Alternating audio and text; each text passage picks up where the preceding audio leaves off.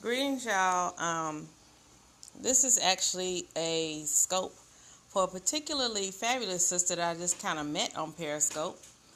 Um, and I might say your name wrong, but it is Goddess Sash, like maybe in Sasha, or Goddess Sash. Well, anyway, so because you were talking about reading your cards, this card is a life purpose deck. Um, Let me see if I can turn the camera around. Greetings. Hey, babe. How you doing? That's my husband, y'all. So I can call him babe. Um, I'm well, and you? So, Shell Lafiani. So I'm doing a spread for a sister that I just saw on Periscope a minute ago. Hey! Because she was talking about her life purpose, and finding that. So I just did a spread for her, just for no good reason. She didn't even know I'm doing it. I don't even know if she'll see it.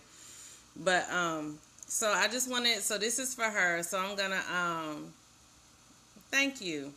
I'm going to show this, turn the camera back around so she can see it. All right, sis. So when you see this on the Katch or the replay, I know that you said, I don't know why this is not clear. I know that you said you weren't particularly comfortable with talking a lot. Thank you.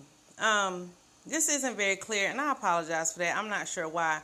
But this one talks about speaking. And it says that your life purpose involves your skills of oration.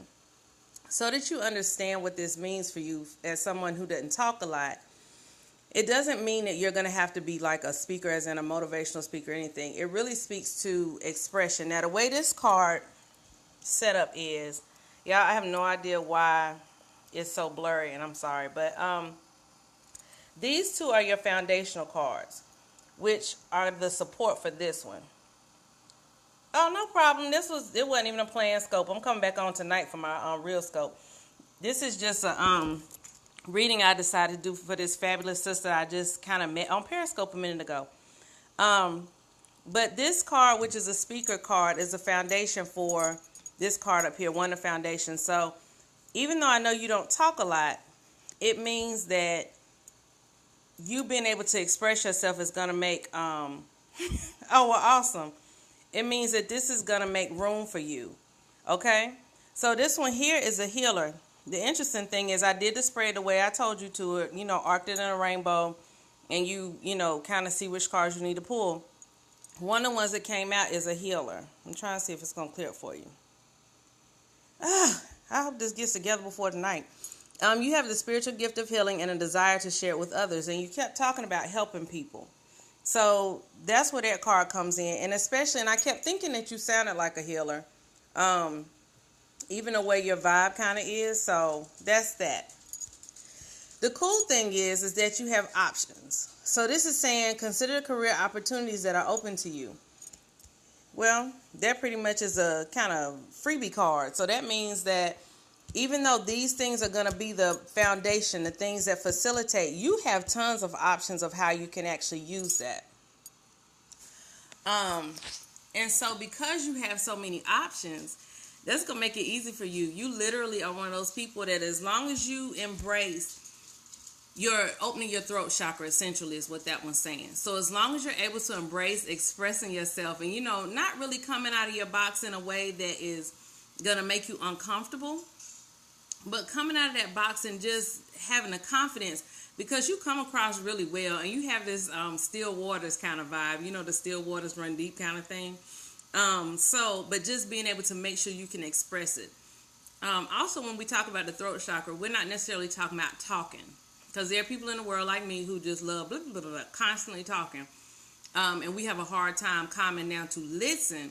And there are people like you who can just sit back in the cut and listen to and observe everything. But even for people who are able to sit back in the cut and listen to and observe everything, you still want to have a voice, because your voice and your expression of yourself is extremely important. And so it may even be through writing. That's still throat chakra stuff, is still writing. But the healing, sorry, I got candy in my mouth. That was so gross.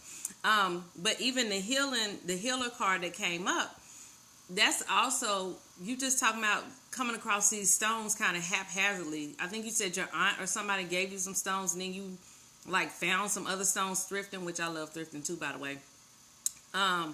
That's like, that stuff was put in place for you. So do play around with that. Play around with clearing them, using them to clear your energy.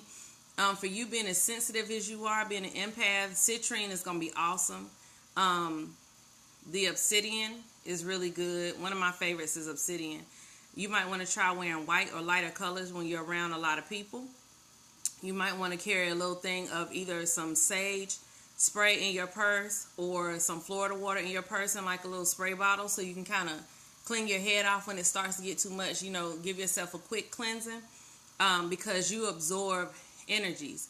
The other thing that will help you as an empath is also to kind of hone in on whose energy you're feeling, so that you can separate their energies from yours. And also understand that you can send that energy back to them.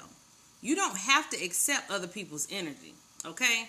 That's not, just because you're an empath doesn't mean you have to accept the energy. You feel it and you can return it back to the owner.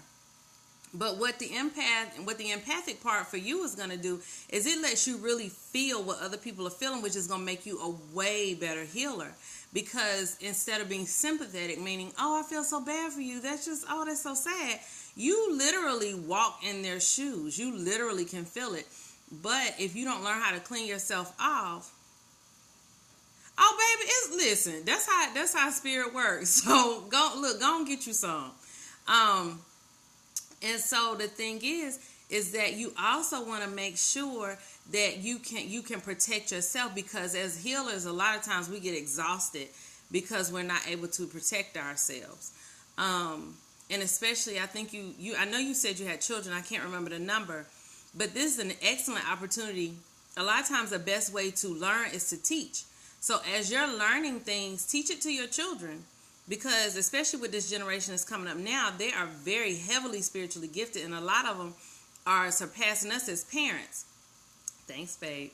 A lot of them are surpassing us as parents. And so we have to kind of move faster to make sure they're equipped when they leave our house and everything. I'm not sure how old your kids are, but that'll be a wonderful way for you to retain the information, is by teaching it to them. There are a lot of good resources out here. If you hang out on the Honey Please Periscopes, ask around while you're in the Periscope, because a lot of those people in there are healers. A lot of those people in there are intuitives. They're crystal workers. They're light workers. They're readers. Because that's our tribe. That's kind of who we roll with. So use those resources. And you're more than welcome to go on the Facebook page too and ask around when we're doing stuff. That's what we're there for. Like, we're not there like, oh, we know everything. No, we learning too. You're always learning. That's the best student, is the one who knows that they don't know everything. So anyway, Goddess, I hope that you enjoyed this. I hope you get to see it. I did catch it, so you'll be able to see it later if you don't get it right now. And for everybody else, thank y'all so much for watching. And I'm so glad that it benefited y'all too. I'm so excited. So I'm glad I went ahead and did it, because I was like, I hope that's not creepy that I'm doing a reading without somebody asking me. So I'm so glad that y'all got something from it too. Relationship. I'm going to tell you something. I stay away from relationship readings. I'm going to tell you why. Most of the time, you already know the answer. Most of the time, I'm going to tell you, I used to do them, but I have found that most of the time people know the answer to relationship stuff, and you want confirmation, but you already know the answer. It is almost always true. I haven't seen anybody yet who did not already know the answer. A lot of times we don't like the answer. So I'm going to tell you, I stay away from those. Now, you could try Mama Lola's intuitive reading. She might touch it. I don't touch relationship readings with a 10-foot pole. I don't even read my own relationship. My husband in here, he'll tell you, I have never done a reading on our relationship.